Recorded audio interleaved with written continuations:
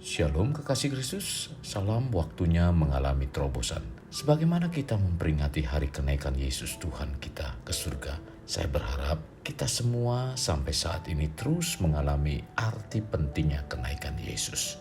Mari kita tetap melekat dalam Tuhan melalui renungan hari ini. Biarlah hari ini kita semakin mengerti arti pentingnya kenaikan Yesus dengan memberikan Roh Kudus sebagai penolong hidup dan keimanan kita. Mari kita berdoa. Tuhan Yesus, terima kasih buat hari ini, hari yang indah, di mana kami memperingati kenaikan-Mu ke surga Tuhan. Biarlah firman-Mu yang disampaikan melalui renungan ini dapat menguatkan hati kami dan mengarahkan iman percaya kami untuk tetap teguh di dalam Engkau. Terima kasih Tuhan Yesus, pimpin kami untuk senantiasa mentaati apa yang menjadi perintah-Mu. Ini yang menjadi doa kami. Dalam nama Tuhan Yesus kami berdoa. Amin. Melekat dalam Tuhan bertema penolong. Firman Tuhan terdapat dalam kitab Lukas pasal 24 ayat 49. Demikian firman Tuhan. Dan aku akan mengirim kepadamu apa yang dijanjikan Bapakku. Tetapi kamu harus tinggal di dalam kota ini sampai kamu diperlengkapi dengan kekuasaan dari tempat tinggi. Ayat yang baru saya bacakan adalah perkataan Tuhan Yesus sebelum ia terangkat ke surga setelah 40 hari bangkit dari kematian. Karya Allah Bapa dalam 4 peristiwa yang memiliki keterkaitan antara satu dengan lain. 4 peristiwa tersebut ialah kelahirannya, kematiannya, kebangkitannya, dan kenaikannya. Keempat karya yang dilakukan Allah Bapa melalui Yesus Kristus adalah untuk kembalinya manusia dapat menjalankan rencananya di bumi. Untuk terjadinya rencana Allah Bapa dapat berjalan dengan maksimal, maka Bapa berjanji memberikan Roh Kudus, yaitu pribadi ketiga yang akan bekerja dan mendampingi orang percaya. Roh Kudus adalah pribadi yang dijanjikan secara khusus oleh Bapa. Nilainya sangat tinggi dan mulia. Kita tahu bahwa Allah itu tidak pernah berubah. Ia selalu bergerak dalam kesetiaan, sehingga setiap janjinya pasti akan digenapi. Bapa mengutus Roh Kudus untuk melakukan perannya agar manusia dapat hidup seperti yang dikehendaki Bapa di surga. Kembali kita pada pembacaan ayat yang ditulis Yohanes, di mana ia mencatat dengan baik mengenai janji Yesus bahwa Yesus tidak akan pernah meninggalkan orang-orang yang mengasihinya. Yesus tahu bahwa waktunya sudah tidak lama lagi. Namun Yesus tidak mengatakan bahwa hal itu adalah suatu perpisahan. Yesus akan selalu tinggal di dalam diri setiap umatnya dalam wujud roh yang ia sebut sebagai penolong yang lain. Dikatakan sebagai penolong yang lain bukan mengarah kepada sosok pengganti Yesus, tetapi mengarah pada wujud pribadinya yang ketiga, yakni sebagai Allah Roh Kudus. Yohanes 14 ayat 16. Aku akan meminta kepada Bapa dan ia akan memberikan kepadamu seorang penolong yang lain, supaya ia menyertai kamu selama-lamanya.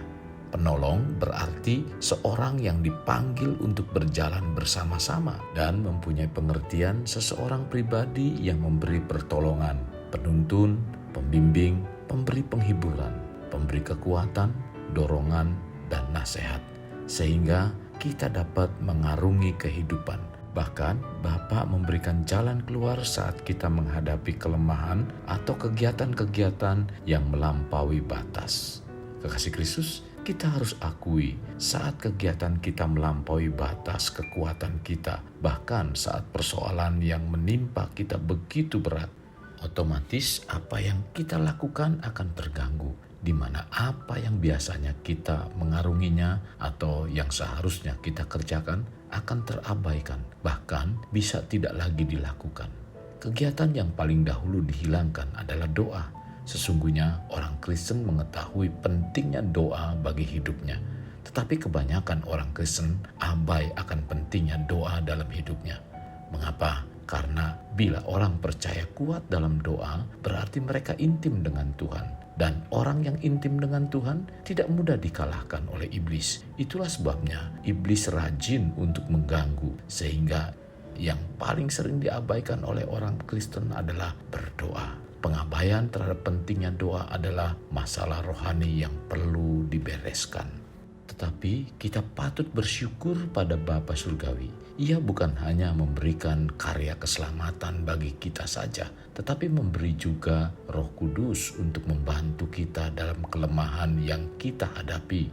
Dalam Roma 8 ayat 26, demikian juga Roh membantu kita dalam kelemahan kita, sebab kita tidak tahu bagaimana seharusnya berdoa.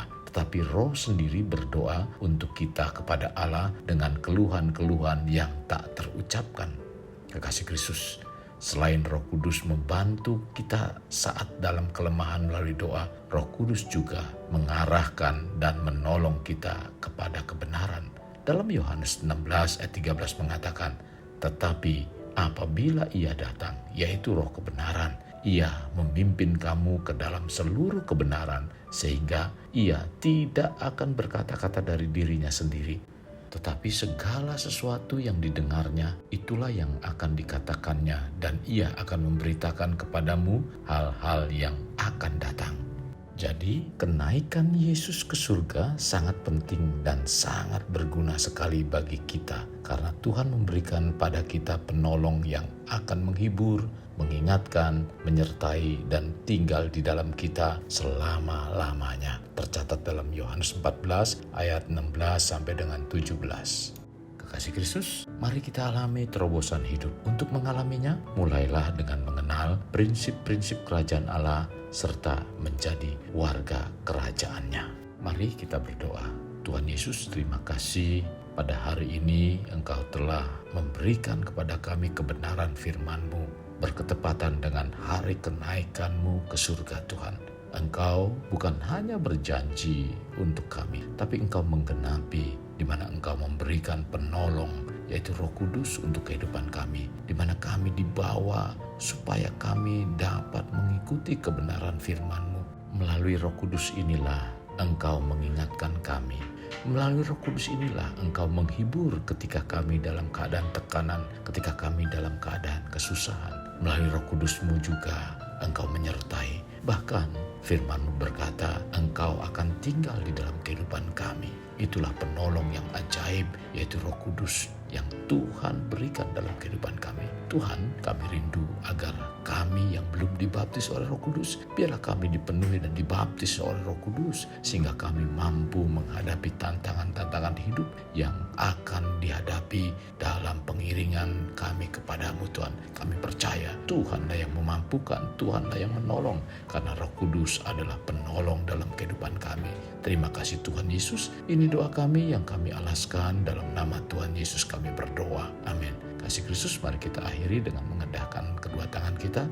Terimalah anugerah berkat dari Allah Bapa, kasih sayang daripada Yesus Kristus, dan persekutuan dengan Roh Kudus yang mencurahkan berkat secara rohani, berkat secara jasmani, dan berkat secara ekonomi. Di mana berkat Abraham, berkat Ishak, berkat Yakub dicurahkan dan dilimpahkan dari saat sekarang sampai Maranatha tiba, dalam nama Tuhan Yesus. Amin. Sampai jumpa di renungan berikutnya. Tuhan Yesus memberkati. Jangan lupa like, share, dan subscribe.